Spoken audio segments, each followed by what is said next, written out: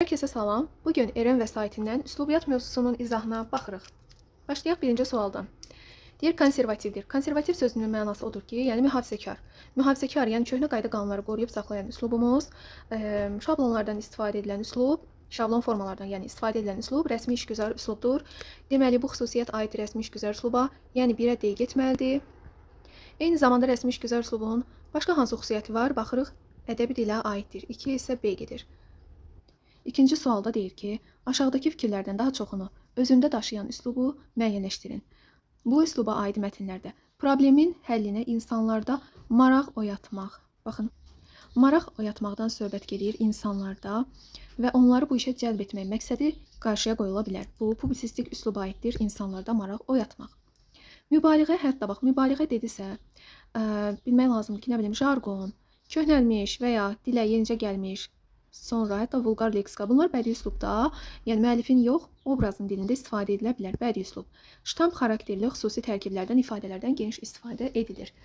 Ştamp xarakterli rəsmi işgüzar üslubdur.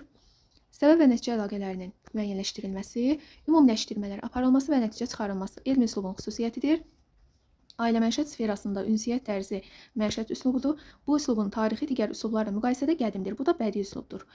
Demək, bədii üsluba aid 2 xüsusiyyət var. Ona görə cavab burada A variantıdır.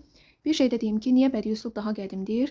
Bəlkə də bunu çoxları bilmir. Çünki hələ yazı mövcud olmadığı vaxtlarda dilimizdə yəni şifahi xalq ədəbiyyatına aid nümunələr olub ki, bilirik ki, həmin nümunələr bədii üsluba xasdır və həmin dövrlərdə də yəni yazı da olmayıb, mədəniyyət də çox geniş şəkildə inkişaf etməyib deyə, deməli digər üslublar da əlbəttə ki, formalaşmayıb. Yəni deməli ən əvvəl hansı üslub mövcud olub? Bədii üslub.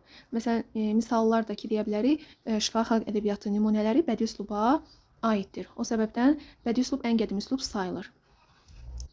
Üçüncü sualda isə deyir ki, müqayisə cədvəlindəki uyğunluqların sayını müəyyən edin. Elmi üslub termin sıxlığı xarakterikdir, bəli. Yığcamlıq, xeyr, elmi üsluba aid deyil. Rəsmi işgüzar üsluba aid ola bilər yığcamlıq. Çünki rəsmi işgüzar üslub, yəni adətən yığcam formada olur, amma bəzi sənədləri var ki, daha geniş ola bilər. Standart formalar, bəli, rəsmi işgüzar üslubun xüsusiyyətidir. Emosional ekspresiv leksika yer almır. Bəli, bu həm rəsmi işgüzarda yer almır, həm də elmi üslubda yer almır. Çünki emosional ekspresiv leksika bədii üslubun xüsusiyyətidir. Yəni bu əslində dördüncü fikir ortada olmalıydı. Çünki ikisinə də aiddir. İkisində də yer almır. Emosional ekspresiv leksika. Ədəbi dilə aiddir. Bəli, hər ikisi ədəbi dilə aiddir. 3 dənə doğru variantımız var. Uyğunluğu müəyyənləşdirin. Bütün funksional üslublar üçün ortaq olan xüsusiyyətlər. Doğrudur, yanlışdır. Baxaq. Deməli, özəməxsus norması var. Yəni, bütün funksional üslubların bəli, düzdür. Hər birinin özünə məxsus norması var. Əslində daha çox leksik norma burada hər birinə görə fərqlidir. Yəni, məsəl üçün, terminlər aiddir, daha çox elmi üsluba aiddir. Bədii üsluba daha çox məcazi mənalı sözlərə aiddir. Yəni, bu baxımdan hər birinin özünə məxsus norması var, deyə bilərik. Cəmiyyətin müxtəlif sahələrini əhatə edir. Bəli. Yanlışa baxaq. Ümumi baxımdan dil vahidlərinin məqsəd yönlü istifadəsi ilə bağlıdır. Ümumi baxımdan. Bəli, funksional üslublar ümumi baxımdan. Bu əslində doğru fikirdir.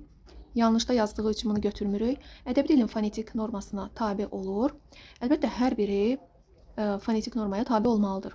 Bu yanlış fikir deyil. Yəni, doğru fikirdir. Yanlışda biz yanlışı götürməliydik. Bu fikirlər ikisi də doğru olduğu üçün götürmürük. Deməli, 1-2 olur burada cavabımız. 5-ci sual, fərdi üslubla bağlı uyğunluğu tapırıq. Hər hansı bir qrupa yox, bir fərdə aid olan nitq forması kimi özünü göstərir. Hər hansı bir qrupa yox, niyə də olmasın? 20-ci əsrdə deməli füyuzatçılar qrupu var idi. Molla Nəsrəddinçilər qrupu da var idi. Yəni bir jurnal idi, Füyuzat jurnalı və Molla Nəsrəddin jurnalı var idi. Həmin jurnal ətrafında toplaşan yazıçılarımız, ədiblərimiz var idi ki, füyuzatçıların öz yəni fərdi üslubu fərqli idi. Onlar daha çox romantik üslubda yazırdılar və Molla Nəsrəddinçilər isə realist üslubda yazırdılar. Bu baxımdan yəni qrup yaratmışdılar. Yəni fərdi üslub bir qrupa da aid ola bilər. Burada isə yazıb ki, bir qrupa yox, bir fərdə aid olan nitq formasıdır. Amma xeyr, qrupa da aid ola bilər, fərdə də aid ola bilər. Şifahi və ya yazılı formada təzahür edə bilər. Bəli, bu düzgün fikirdir. Yanlış, dövrlə də bağlı ola bilər. Bu əslində doğru fikirdir. Elə dediyim füyuzatçılar, Molla Nəsrəddinçilər o da bir dövr idi ki, keçdi getdi və həmin dövrdə hər birinin fərdi üslubu var idi. Hər bir jurnalın fərdi üslubu var idi. Yəni dövrlə bağlı ola bilər fikir düzdür əslində. Yanlışda yazdığı üçün götürmürük. Məişət üslubunda özünü göstərə bilməz. Niyə də göstərə bilməsin? Məişət üslubunda, yəni gündəlik danışıqda hər birimizin özünə məxsus nitq forması ola bilər.